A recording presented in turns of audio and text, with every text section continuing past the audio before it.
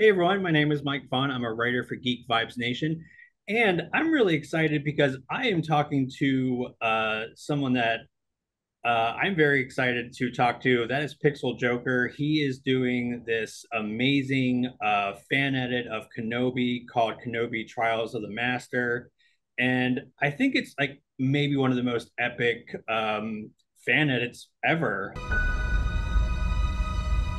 You've made mistakes. We all did.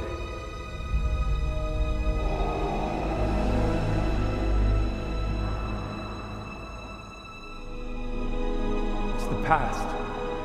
Move on. Be done with it. Please, old friend. One last fight.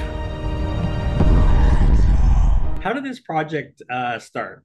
It all started while I was watching the first episode of Kenobi, and then later after that, I was talking to my wife, and I said, it would be great to edit everything in one film after all the episodes are out.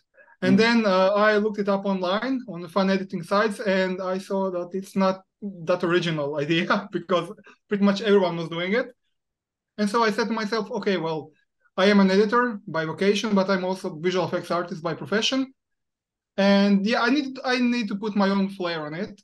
And then I was thinking like, okay, what should I do? I mean, I would like to fix the Grand Inquisitor because he doesn't look like the Padawan species we see in Revenge of the Sith. So I would like to fix that. And then I was also trying to think about like, what else can I do as a visual effects artist to like to make this like my own, like my own thing, like.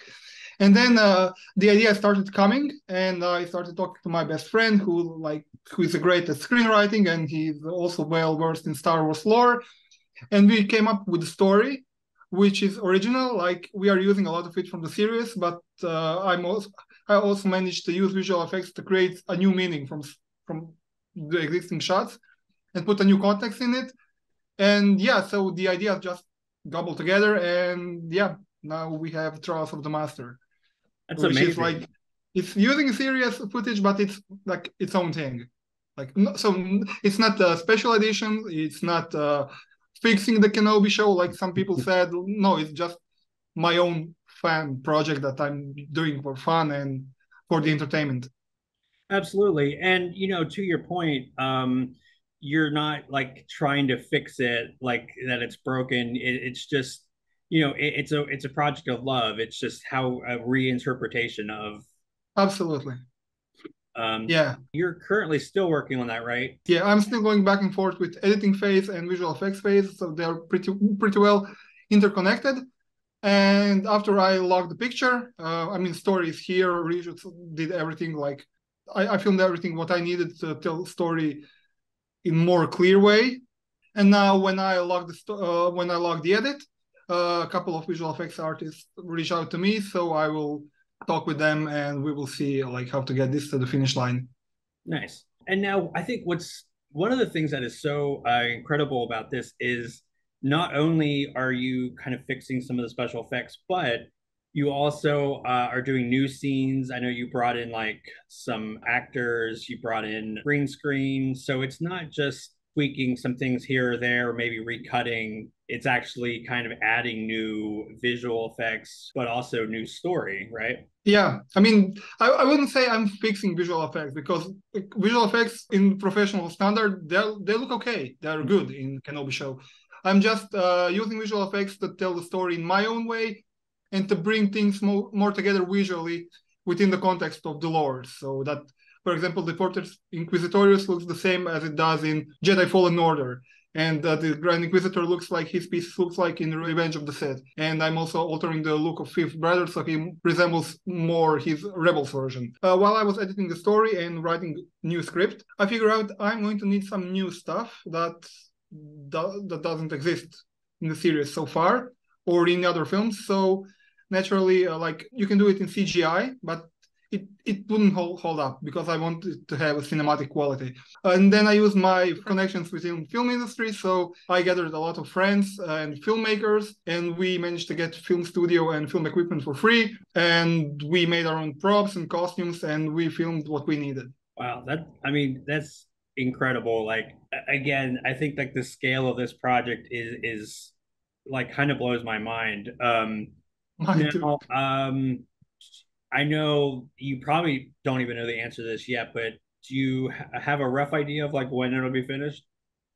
This year, that's all I can say, because I Okay. get this question maybe 10 times per day. And yeah, Yeah. we are joking in our fun editing group that like every time I hear this question, a little part of me dies, but it is what it Sorry. is. So I hope I will finish it this year, because Yeah. I'm just doing one shot at a time, and I want it to be as perfect as possible, so that once we see it, there is no like fourth wall breaking, or you don't have to squint your eyes like, oh, it's looking a bit iffy. No, I want it to look all good. Yeah. Yeah, absolutely. I mean, it's definitely not something you don't want to rush. Now, I also heard you worked on Andor with the Yeah. effects. That's amazing because I think that's, I mean, rightly considered one of the best Star Wars shows, if not Star Wars projects in a long time. Yeah, I agree. But as a fan, and not as a guy who worked on it. Yeah. Well, hey, listen, I feel like you can be a little biased on that because it really is perfection. Now, you said you were working on some other projects. Is there anything that you're allowed to like tease at this point? I'm allowed to say what I worked on. I cannot announce new projects because like it's still Yeah. in NDA, but I can say like I worked apart from Andor, I worked on Gray Man for Netflix. I worked on Carnival Row. I worked on Black Adam this whole summer. I worked on Magic Flute, which is like the opera brought to cinema by Wolfgang Amadeus Mozart. And yeah, a couple of more TV shows, and Without Remorse with Michael B. Jordan. That one was fun to work on. So yeah, a couple of those stuff. And now I'm working on new Robert Rodriguez film. Oh, nice. That's awesome. Yeah. Also, I don't know if you're aware of this, but behind you, there's a Sith Lord.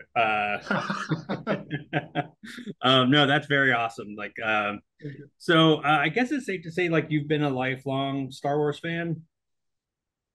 I actually became a Star Wars fan when I was 12. Like ironically, I was always into astronomy and science fiction, but I was never much into Star Wars because I never saw it. But to me, it was like, oh, this weird space film with glowing sabers, and that was it. And then when Lego Star Wars, the original trilogy came out, my friends started playing it, and they brought me into it, and they told me like, oh, you need to watch it. It's the best thing ever. It's the greatest film ever. And then like it sucked me into it right away. I started chronologically, so from episode 1 to all the prequels, and then the original trilogy, and yeah, I was hooked right away. Of course, it also played the part in my current profession, which is visual effects artist, so that inspired me. The first film I saw in theater was actually Harry Potter, the first one, and I always like to watch making of films. But always when I ask my parents, like, how did they do certain stuff which I know don't exist in real life, they always told me, oh, it's with computer. And so I was always thinking like, oh, they have these special computers, these sci-fi things in their studios, which allows them to make stuff happen in film. And then when I saw making of the original trilogy, like something clicked in my head, like, oh, it's possible to do this impossible stuff without the computer, so it's all doable. A team of 15 artists, aided by other craftsmen, worked 13 months, the last 6 of them on a day and night basis, to translate the maquettes into full-scale clay models of puppets and masks.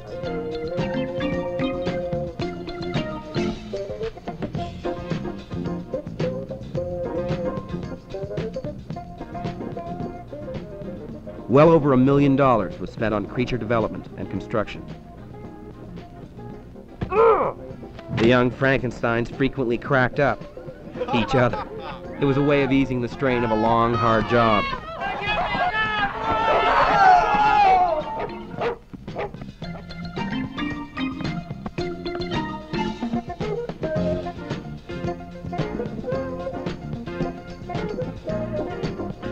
Make way. I started making models, I started filming them, I started blowing them up with firecrackers. Then I downloaded Sony Vegas and I tried to make lightsabers and blaster balls. And so yeah, so Harry Potter inspired me to think about visual effects and find it interesting, but then Star Wars was the main hook that got me into it. So I started doing it.